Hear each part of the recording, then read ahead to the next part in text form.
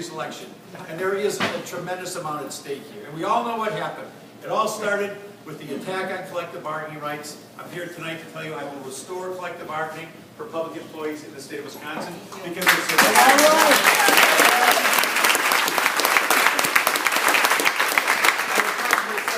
here tonight. My wife, as some of you may know, is a teacher, and she's one tough customer. But I can tell you, in our 21 years of marriage, I have never seen her as rattled as she was last year. And the reason she was so rattled was she felt all the collective bargaining stuff was important to her, all the wage stuff, all the pension stuff that was important to her.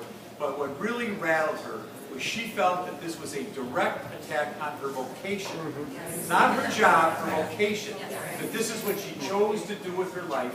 And this governor was demeaning education and people, particularly women, who put their lives into educating the young people of this country. And that just sent her off the charts in terms of being upset. So when I said I wanted to, I was telling Ron and some people earlier today, when I put my football helmet on several months ago to tell her I wanted to do this again. And her first reaction, not surprisingly, was, well, we've got all this stuff going on in the summer, and I said, this is all done by June 5th. It's all done. And she said, we're in. Because she understands and I understand how important this is to the future of the state. So it's restoring collective bargaining, but that was just the first shot across the bow. Because this ideological civil war that he started and has continued for 16 months, and it's a war against women, it's a war against clean energy, it's a war against the middle class, it's a war against working people. This is what has to end in this state. It has to end, and I will end the civil war in Wisconsin.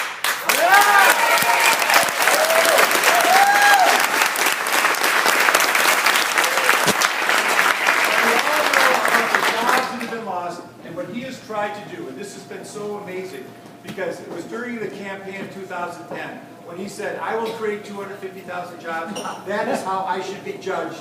Now the day of judgment is coming. And he's saying, well, that's not how I should be judged. Well, we are going to judge him by that. And this is sad. And this is not an applause line. The fact that he has the worst job record for any governor in this country is reason alone to move him out of this office. That's what is so important to the people of the state. But the last thing that is so important to the state, I really think that the values of our state are in jeopardy right now. And let me be specific as to what I'm talking about. I'm going to name several people, I won't give their name, but some I will. The Koch brothers, who gave RGA, gave the Republican Governors Association $1 million. And they have been running ads against me 2 weeks before I even got in this race. They will spend $1 million running against me in this race. The Swift Boat guy from Texas gave him $500,000. Right there, those two individuals, neither of whom are from the state, are going to spend more in this primary than I will. Two individuals that are supporting it. And that doesn't count the developers from Missouri, all of whom gave $250,000. So if you're doing your math, we're now at $2.25 million. Not a penny of that is from this state.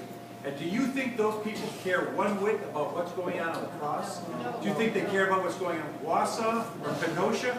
Not one whit. This is all about the ALEC ideological war and going after working people in this country and the middle class of this country. I honestly believe that is what is at stake in this election. I honestly think that's what's going on. I think that this whole program was preordained, that all of this was set out a long time ago. You can't tell me that you run for governor and you forget to mention the fact that you're going to attack 50 years of collective bargaining. You can't tell me that. I won't believe it. And what's interesting now, and I want to say this too, is I am also convinced that their ultimate goal is to make this a right-to-work state. This is the way they did it in Indiana. This is their game plan around the country. And I think what they've decided is that as union membership has dropped, it's easier to demonize unions. It's easier to do that. But again, there's so much more at stake in this election. If you look at clean energy and why we had 7 wind projects throughout the state of Wisconsin that were canceled or suspended last year, all because of the work that he's done. That's over $1 billion of investment. Over $1 billion investment. Over close to 900 construction jobs. All of that wiped out because of what he's doing. And so this is, they're fighting for their lives. And we have to make sure that we put our strongest candidate up against it. And I'm going to be honest with you, my biggest concern for the primary next week is Republicans voting in the Democratic primary. That's my biggest concern, that they want, and they said it. Scott Fitzgerald said it, that they may try to mess around in the Democratic primary. Scott Walker made allusions to it. Robin Vos has talked about it. And so I want to make sure that the Democrats know that I am the strongest Democrat to take on Scott Walker. They know it, that's why they're spending their money on me. We know it, we have to go out there and do the best we can to bring back our Wisconsin. So here's what I'm asking you to do. You're here tonight, that means you're social. That means you like to talk. I want you to spend the next week talking. I want you to talk to your friends, people you work with, and we've got to get the word out that this primary is extremely important. The general is extremely important. And they may have all the money in the world. They may have all the money in the world, but just remember, David beat Goliath. So let's get out there, let's go and vote next Tuesday, and let's come back and win this whole thing June 5th.